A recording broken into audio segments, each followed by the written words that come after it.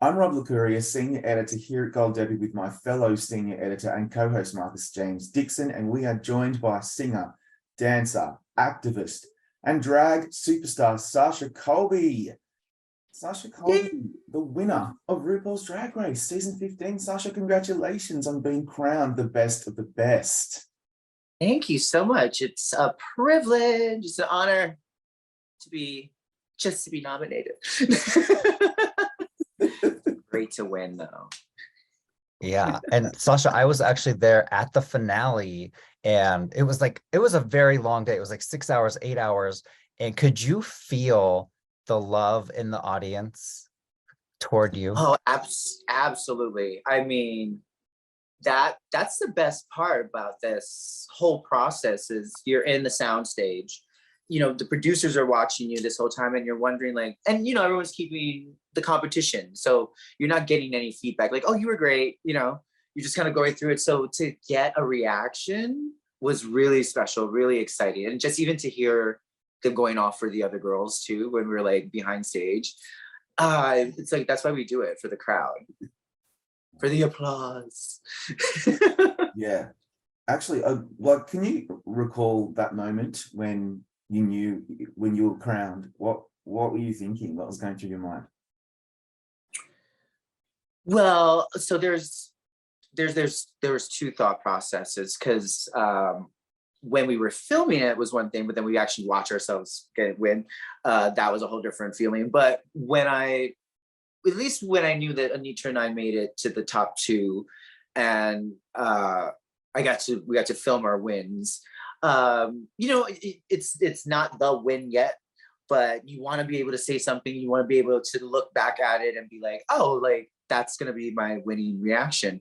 So, coming up with that off the top of my head, actually trying to figure out what to say when we were asking something to say, just being in the thick of this whole legislations here in America, anti-trans bills, anti-drag bills, I just had to say something that was not about me or not about the show, was about what's really going on, because at that moment, I'm going to look back and know exactly what was going on in the world too. So I wanted to make it something that I was proud to show people later, and then like my reaction winning, I was sitting in the shower the day of, and I'm thinking like, what am I going to act like? You never know your reaction when this happens, and you don't want to like create a reaction, and that's still a put on. So I was genuinely wondering what I would feel like. Would I be excited? Would I be like crazy, like laughing? But of course, like I was just a crybaby. It was just like, I just kind of like sunk in, and it was so personal. It was such like a personal thing to accomplish in my career. And then going like this and being like, oh wow, the impact that was just made, the opportunities I get to have. Yeah. It just felt like a dream come true. It's so weird. I was interviewing Ethan Peterson and Galaka Volte the other day, and I asked them, I'm like, what took it so long for Sasha to join the show after 15 seasons? And also, did you audition, or did they just say, yep, you're in? And they're like, no, she's like everybody else. We treated her the same. So tell me what that was like to audition for the show and why it took so long for you to get on the show. Well, it took me so long because I never auditioned until this. And yeah, they definitely didn't. I don't know if I've ever heard of anyone. I've heard like a rumor of like them asking Bianca to be on without auditioning. I don't know if that's true or not, but I definitely went through the process. But for myself, after winning Continental, I believe Drag Race was already going on. And so I knew after a few seasons of watching it, and then in my life achieving the goal that I needed to go to the next level or to move on, the next possible level would be Drag Race.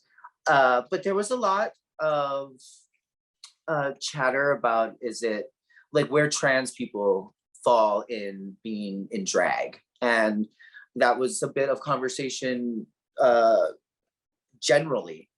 So it felt very like I had to like wait, I had to fill it out and see. And then seeing my good friend Kylie Sonique Love get on the show, and she was my roommate at the time. So I actually got to watch her prepare and help her during COVID. It was like during COVID, so we were locked down, and she got the call. And I don't know if I'm like breaking any NDAs, but I mean, I'm a roommate, so. But to watch her actually achieve something that she's wanted to so long, and watching her play the game was really inspiring. Seeing my good friend Mick on the show, a trans man doing, femme drag, just so different, and allowing people to like see different sides of us as trans performers.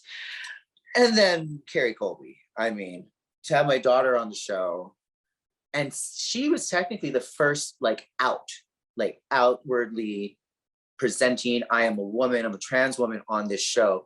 That there's usually like a coming out story that usually happens with a lot of the trans contestants. So she was actually from the entrance, in her trans flag. I saw myself. I'm like, okay, like my drag is up there, so let them see what Mama's got. Absolutely. And I'm curious, how does it feel to being the first Native Hawaiian competitor and winner? That must have been, very special to you. It is very special to be, the first Native Hawaiian ever to compete and then win is a testament to how many amazing Native Hawaiian performers I grew up with, many trans performers I grew up with. To see my kind of drag be validated and shown just shows how much I come from a land that understands the power of gender fluidity and a third sex, or many more than just two genders. That it's so special to see, and then to have a whole island nation be so proud of me. It really touches my heart. And I must say, I would be remiss if I didn't say how devastatingly hard it is to deal with what's going on right now in Lahaina, in Maui. It's so tragic, and to be a Kanaka Maoli, to be someone from Hawaii and a Native Hawaiian, to feel that disconnect from your land or that pain from your land is so heavy on us. And it's really hard to feel of use right now, but we're all kind of trying to figure out how we can be of best use for the people that are displaced and suffering. Yeah, the whole world is watching, hoping that Maui will get back on its feet. It's horrifying. So let's talk more about the show onto happier moments. When the workroom entrance is always, a big deal, and yours was so iconic. You strutted in, you struck a pose, period. And the queens were going nuts. They're like, is that Sasha Colby? Take us back to that day when you were taping the workroom entrance, and how difficult is it to get that right in your mind before you come out? I was so nervous. It was so nerve-wracking. I mean, it's like when you're right about to like go up the roller coaster and you're just about to go over that tip. That's what it feels like before your main walk, and you don't know anything about like television or anything. You hear these girls cackling in there. And as soon as I walked in, it was wild, because I mean, they just cheered and started like, yes, it's Sasha Colby, which is incredible, so incredible, and just shows you how old I am in the drag world, at least. I get it. And there was a super-sized Snatch game this year. You played televangelist Jan Crouch. How much fun are you all having when taping the Snatch game episode? And who was your backup character in case that one didn't work out for whatever reason? Okay, how much fun are we having? Not a lot. Really? Oh, it's stressful. We try to have fun, and they make it where we can have fun. But I promise you, like, Snatch Game is probably one of the most nerve-wracking challenges that you just can't prepare for. And the interesting thing, when Ru is giving us critiques in the workroom, pretty much I was getting that it didn't matter your character. It's more of an improv challenge. It's you finally getting to volley with Ru. So really, it's like not about how good you can hold on to a character. It's how fast can you think. And I think that's where a lot of people trip up in a lot of seasons. People get hung up on, I have to impersonate, and then you lose the in the moment volley. And that's what Ru loves, and she's looking for that someone to like volley back at her. And if the ball drops and she's gonna move to someone else and like try to volley with them until it works. But that was nerve-wracking for me, I can say. And from what I gathered after we were finished, we were all relieved that it happened, and you know, whoever made it through got to make it through. And my backup, or my second option for character, was actually Robin Leach from The Lifestyles of Rich and Famous. Yeah, good. Champagne Wishes and Caviar Dreams. But I think I was going a little too Australian, so it was like I couldn't keep the accent. So I was like, let me just stick with what because Ru also said, like, hey, like, stick with what you know. Who did you grow up with? What are these, like, who are the people around you that were funny? Like, think of that. Like, she was like, forget the character. Be like Barack Obama's mama. Like, how would she act? Like, it's giving us a lot of liberties to be whatever now. Like, you could be a fictional character or a character in history and then really just have your way with it. Because you can graft a whole personality onto someone that, you know, it's just like a figure. So I thought that was good information. I hope others can pick up off of that later in the seasons, because that was a big help. Yeah. But yeah, I definitely thought of Jan Crouch because she reminded me of all the church ladies I grew up with, you know, like, bless your heart, you know. Yeah. Oh my gosh, yeah. I love you gays. Y'all do my makeup real well. Like, going to hell kind of thing. It rung familiar. I like it. It was such a good episode, so funny. Like, so many of the queens really hit it out of the park, and some didn't, which kind of makes for really good viewing. I tell you what, though, one of my favorite moments partway through the season, when RuPaul shares what she really thinks about you, and she exclaims, "I'm the mother effing queen of drag, and I'm amazed by you." And you were visibly shaken in that moment. What did that mean to you? Well, and it's wild because that whole day was a long day. It was the final like walk, but before that, we had to do our Tic Tac, you know, interviews where I was bawling already. And then I was bawling the episode before, and I was like, Sasha, you cannot keep crying. Like, I was telling myself, that's why I was shaking, because I was trying to not break. And I just was like trying to receive it. And so she was like telling me all these things. And like, I think she could see me like zoning, like not really trying to like get emotional again, like how I was already. But she broke me, and I was like holding it, and she's like, do you understand me? You're amazing. I'm like, and I just went, and I just like, it all came out. But I mean, to have the queen of drag say that they're amazed, I mean, I got to take that home, and it's very comforting to sleep at night. We're living in a time now where the LGBTQ community is constantly under attack from, you know, political forces. And I'm curious, what are your thoughts on how vital a show like RuPaul's Drag Race is at a moment specifically, you know, today? I think it is of the utmost importance that something like RuPaul's Drag Race is on, relevant, celebrated. Obviously, we're hitting a nerve with so many families. I'm at meet and greets with families, like 3 generations, saying, thank you for helping us. Thank you, I can give my grandmother this and show her what I'm trying to say I am. And to like have that handbook for people, it's a dream. Like, what other reality competition show could do that, you know? And I think that's so special. The special thing about Drag Race is it's concepted, it's run by, and the whole cast is queer. And we're not just like one character in an ensemble that is carrying the whole weight of the queer community. It is all the layers of us, all this trauma, and yet straight cis people can relate to our trauma because as at the end of the day, it's a human experience that we're all having. And if we just sit back and think that's all we're asking as people, as drag queens, as trans people, is just to be given the humanity of being ourselves, you know, already feeling different, then we get teased.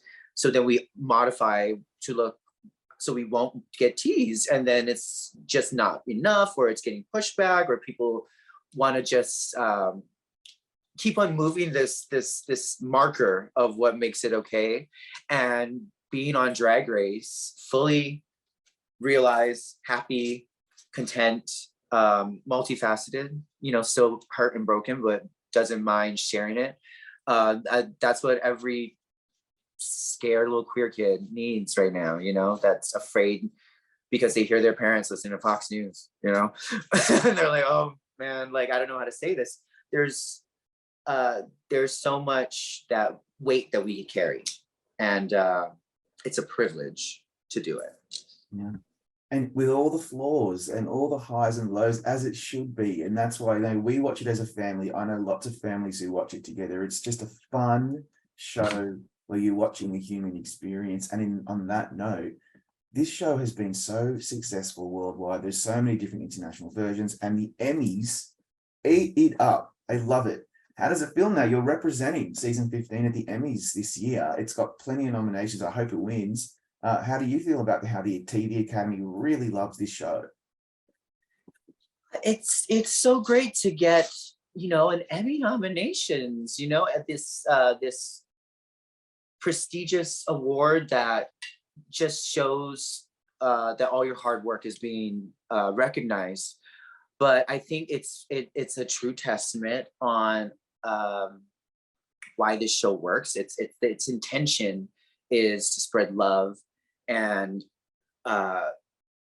it's healing. It's making so much space for people to talk and have conversations about the conscious uprising of all our of our collective consciousness. And the Emmys and the awards, that comes as recognition, but not the reason why we do it. You know, not the intention of like, oh, let's make some Emmy, you know, let's win an Emmy. It's, we have touched a nerve. We're right there on what culture is talking about. We are showing it, and we're tastemakers. You know, drag queens are known, drag in general is known as a mirror to pop culture. Now we are pop culture. Now we are, you know, comedians and singers and performers, actors, Broadway stars. You know, you can be anything, and it's all because of this little show. So I think that's why, for me, it's a perfect fit to get recognized by the by an Emmy nomination, because I think it's what we deserve. We're bringing happiness and togetherness and a bunch of glitter and rhinestones. I mean, you can't, Could ask for what could more. possibly go wrong? And my last question for you, Sasha, is what was the absolute favorite moment from season 15, besides winning, something that you will just remember as long as you live, that you will take with you? Oh, I mean, there's so many moments with Ru, especially, that I hold dear. I think when we had our first interaction with Ru as a cast for the Daytona Wins, like, we all got to play with her, not just on the Snatch game, but we were just like her dolls, and she was like directing us and playing and like, oh, do this and deliver this line like this. And in my head, I was like, oh, this lady is coming to work just to have fun. Like, at the end of the day, she's making her job fun, and we get to reap the amazing rewards from it. So that was just fun to see that after 15 seasons, and then all these other franchises, for her to be hosting, that she still wakes up excited about these challenges that we're doing, and still like is excited to see drag. And she also gives like some really great, just random tidbits of advice, which is always so wild to, like, RuPaul, like, talking to us, like, you know, like, she would like give us, like, when camera's down or like we're switching mics or something, like, just like, I forget, there was just so much, oh, like how to speak to the camera, how to like not turn your face or something. Like, she's masterclass. Like, you can't even pay for that. It's life. Love it. Wow. There are so many moments. We could list them all day. And I was just thinking, one day if RuPaul ever decides to step back from hosting, geez, you'd be a good host. You'd be so good at that. I think you should keep that in mind. You never know. Always. Yes. If if Mother wants to leave the key under the mat and she needs me to hold down the fort, I got her. Beautiful. Well, on that note, Sasha, congratulations on winning once again, and on your career is just going to go from strength to strength. And thank you for your time today. We really appreciate it. Thank you. I appreciate it. It's been a blast. Thank you.